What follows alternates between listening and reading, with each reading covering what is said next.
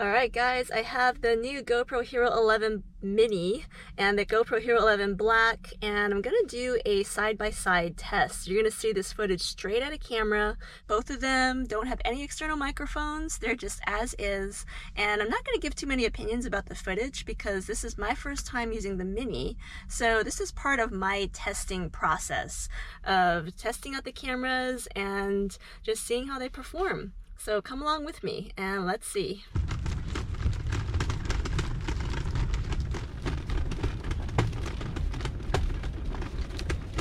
Well, first impressions, I gotta say it's pretty weird to be shooting with this Mini without the LCD screens, because the Mini, although it's not super tiny, it's 13% smaller than the Hero 11 Black, and truly the guts of the Mini should be more or less the same as the Hero 11 Black, so there should not be a dramatic difference in image quality, but I'm doing this test to find out. Where are we? We're at the small animal area. You wanna go see the chickens? Chickens and the ducks.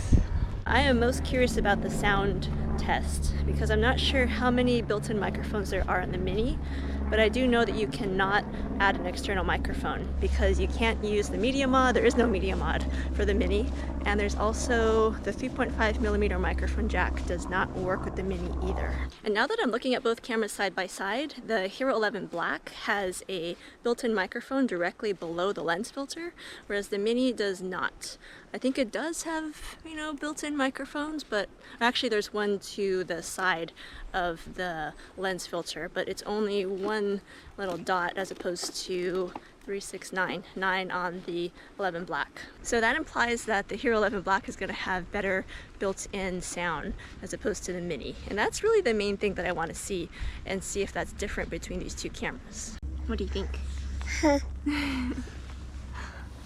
You like the chickens? You can't climb in there with them. Sorry. We gotta stay on this side, okay? We gotta let the chickens be in their space.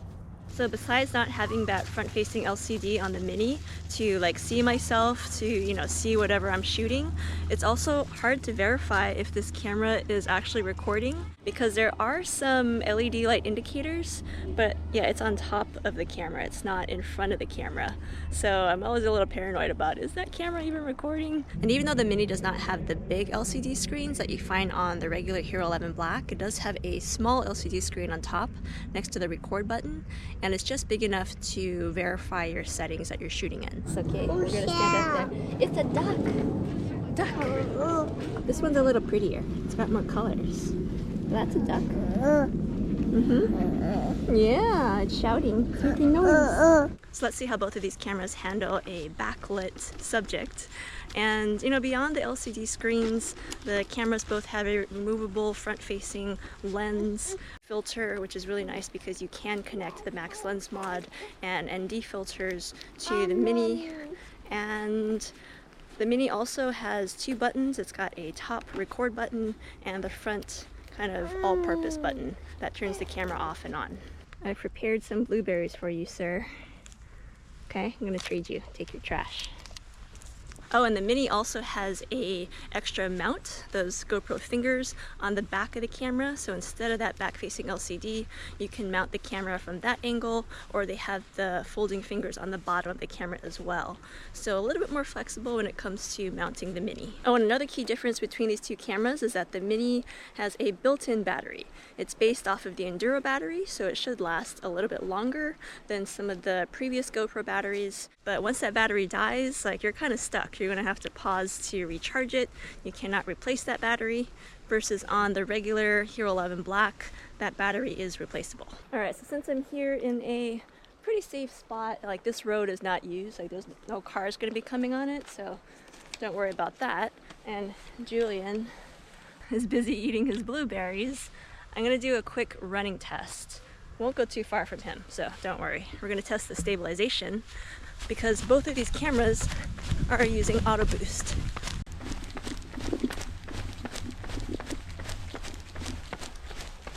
Oh, you are loving those blueberries, huh? Are they really juicy? Because they are all over your face.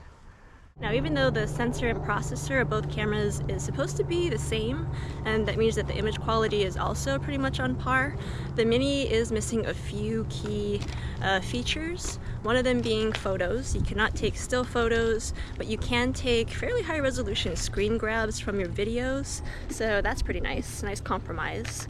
And also the Mini is lacking GPS and also loop recording, so you unfortunately cannot use the Mini as a dash cam, which is kind of a shame because the size of it would make it a great dash cam.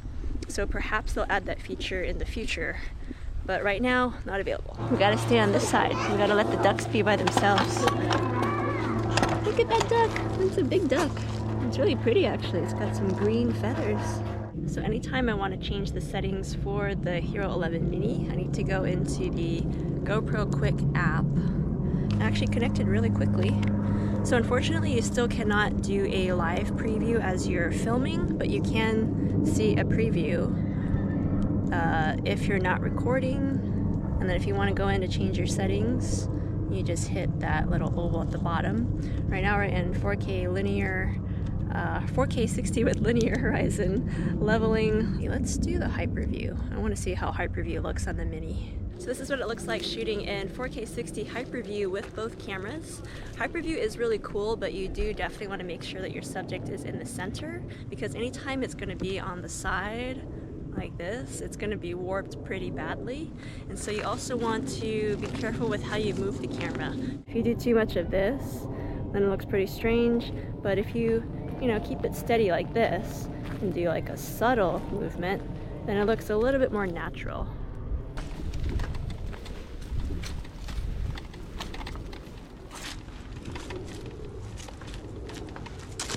One of the last key things to mention about the GoPro Hero 11 Mini is the price. It's not super cheap. It's $300 if you're a GoPro subscriber, or $400 if you're not a subscriber. So pretty fair chunk of change, considering that the Hero 11 Black is not too far from it in terms of price. So after using the GoPro Hero 11 Mini for the first time, I actually really enjoyed the return to simplicity. And I do think a certain type of user, mainly hardcore action folks or people that want to get that POV perspective or FPV drones, are really going to love this camera. For me personally, I do prefer the Hero 11 Black because I do like having the double LCD screen. For me, the Hero 9 was, the best GoPro in the sense of the design change. Finally added that front-facing LCD, and so I really like that, and that's something that I prefer to have on my camera. I also like to have that back-facing LCD to change the settings, because I do think that my biggest worry about using the Mini was actually connecting it to a phone. I thought that that was gonna, make the usability a lot harder. And in some ways it does, because you do have to stop, find your phone, carry your phone, in fact, if you want to change the settings. And so I do wish that there was a way to change settings within the camera. Honestly, just having like 4 custom presets to swap between would be really nice. And so I do think that that's something that they could incorporate into the future to make the usability a little bit easier. And I do wish that there was the ability to swap out the battery, because the main reason why I have to stop filming right now is because the Mini battery is about dead. So those are 2 things I'd like to see change in the future. But for a first effort, I think that the Mini is a step in the right direction, and I hope that GoPro continues to improve on it in the future. Anyway, let me know what you guys think in the comments below. Do you see a big change or difference in image quality between these 2 cameras? Do you prefer one over the other like I do? Or do you prefer to have both actually to supplement your shooting style? Let me know in the comments. Thanks for watching, and I'll see you in the next video.